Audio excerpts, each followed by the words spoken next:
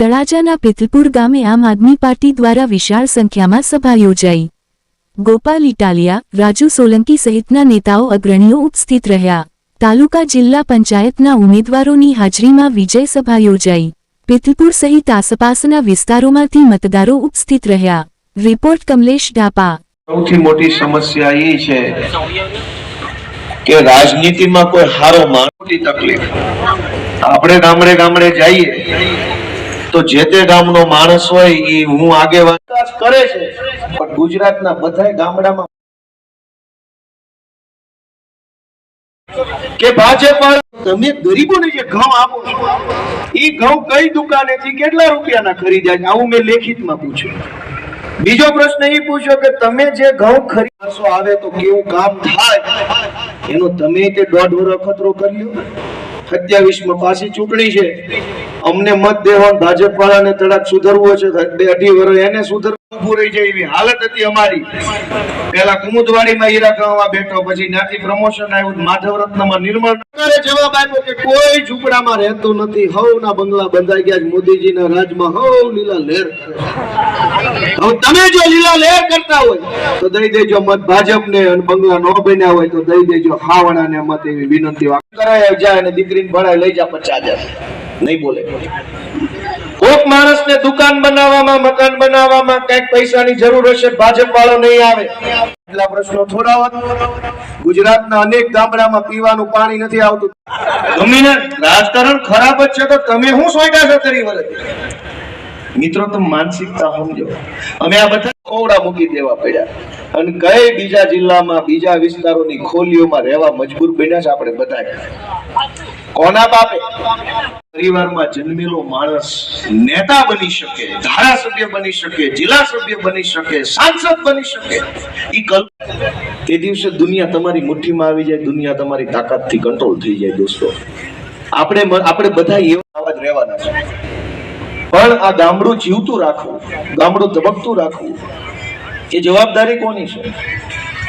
વિશુદાન ગઢવી આપવાનું કામ કર્યું, આ તમારો દીકરો ગોપાલ ઇટાલિયા આપવાનું કામ અરવિંદ કેજરીવાલની આમ આદમી પાર્ટીએ કર્યું।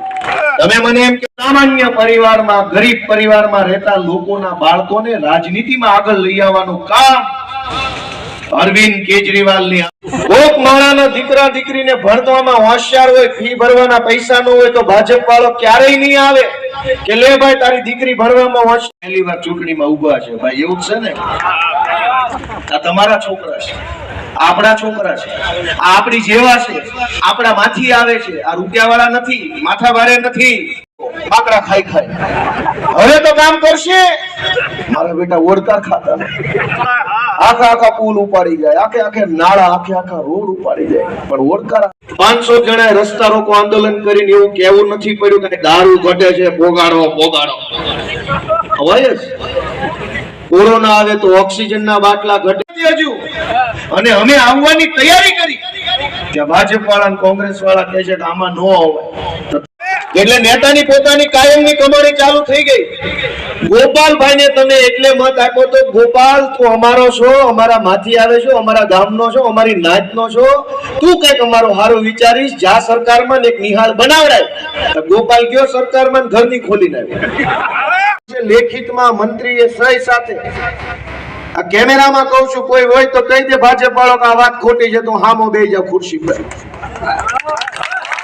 તો તમે મને એમ કહો કે આ કોનો લાભ માટે આ હાલે છે? આ બધું આ કોને? ગરીબો માટે હાલે છે કે વચેટિયાઓ માટે? અને ઈ રૂપિયાથી ચૂંટણી ટાણે આપણને વેચાતા લેવા આવે છે। ચૂંટણી ટાણે કેટલા રૂપિયા આ બાજુ શું આપે છે? ઈ તો પૈસા તો આપે જ છે, એમાં કોઈ શરમ રાખવાની કોઈ સંકોચ ન કરતા, પૈસા તો મતદાન ના આપે જ છે।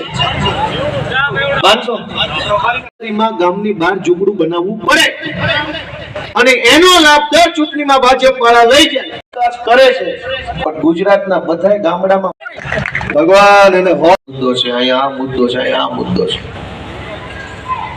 પણ ક્યારેય કોઈ એમ નથી કર્યું। 29 માં કરશું, અને આ બિલ છે મિત્રો નારી શોષક,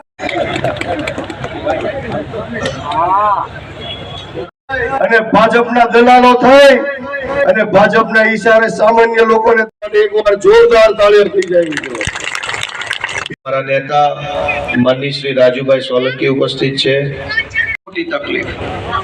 આપણે ગામડે ગામડે જઈએ તો જે તે ગામનો માણસ હોય એ હું આગેવાન કરી રહેલા સૌ સ્વજનો બધાને હું બે હાથ જોડી પ્રણામ કરું છું. સૌને હું સ્વાગત કરું છું. તાળીઓના ગડગડાટથી વધાવીએ મિત્રો. બધા જ મહાનુભાવો આ મંચ ઉપર ઉપસ્થિત છે એ બધાનો પણ હું હૃદયપૂર્વક ખૂબ ખૂબ આભાર. બધા મુદ્દા ઉપર કંઈક બોલે. ગામડે ગામડે અનેક મુદ્દાઓ છે.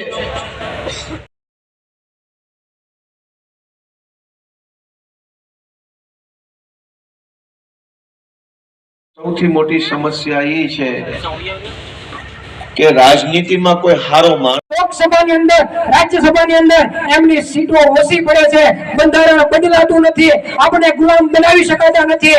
એટલા માટે એમને બંધારણ કાર્યક્રમને આગળ વધારવો છે. રીત અહીંની જુદી રિવાજ સાવ નોખા, રીત અહીંની જુદી રિવાજ સાવ નોખા. અમારે તો શબ્દો જ કંકુને સોખા. મહેમાનોનું સ્વાગત કરવું છે ત્યારે શબ્દોથી માટે, પશુપાલકો માટે આ તમામ લોકો પોતાના મોતના મુખમાં ધકેલાય અને માથે કફન બાંધી અને તમારા માટે લાગે છે કે આખા ગુજરાતનો સૌથી મોટો મુદ્દો કોઈ સારો માણસ આપણને નેતા તરીકે મળતો નથી ને એમાં કંઈક નેતા જ ન હોય, કોઈ સારો માણસ નેતા ન હોય તો ગામનું ભલું કેવી રીતે થાય? તમે ભલા માણસ આવું અમરેલીમાં બોલું તો લોકો આ પાડે છે, જુનાગઢમાં આ પાડે છે, કોડીનારમાં આ પાડે છે, રાજકોટમાં આ પાડે છે, અહીં અલંગમાં આ પાડે છે, પીતલપુરમાં આ પાડે છે.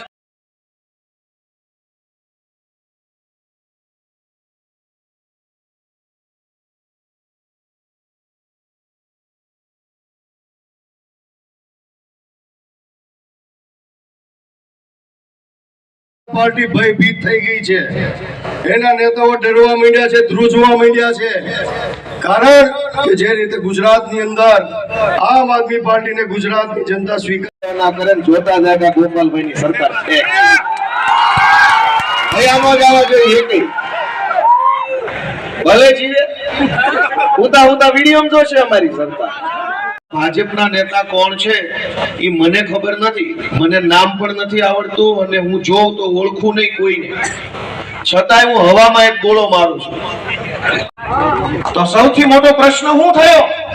ગામમાં પાણી નથી આવતું, ખેતરોની અંદર પાણી ક્યાંક આ તો દરિયાકાંઠો જેટલી ઉપાધિ ન હોય અહીંયા, પણ જે પાક્યું હોય એનો પૂરો ભાવ ન આવે, સુરક્ષા ન હોય, રોજગાર ન હોય, શાળામાં માસ્તર ન હોય, ડેપોમાં બસ ન હોય. ગામમાં આ તાળીઓ આ યુવાનો ચૂંટણી લડે છે એના માટે નથી, પરંતુ એને જે હિંમત દાખવી છે, જે મર્દાનગી દેખાડી છે, હું જોઈએ ઓળખતો નથી હો, હામાં મળે તો ઓળખવાના કરે. માતાજી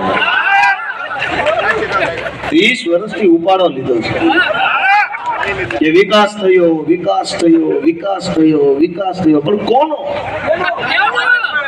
તમે મને એમ કહો કાળજા વાળો માણસ જોઈએ કે જે ડરે નહીં, જે લલચાય નહીં, પાછું પગલું ભરે નહીં, એવો જે માણસ હોય એના હાથમાં નેતૃત્વ આવે તો ઈ માણસ કંઈક પ્રશ્ન ઓછા કરવાની કોશિશ કરે. કેસો કરો છો, ખોટી કલમો કરો છો અને જેલમાં પૂરવાના તમે ધંધા કરો છો, એ બંધ કરી દેજો. કારણ કે આ વિધાનસભા પહેલાની સેમી ફાઇનલ છે મિત્રો. તાલુકા પંચાયત, જિલ્લા પંચાયત, વિધાનસભા પહેલાની સેમી ફાઇનલ છે.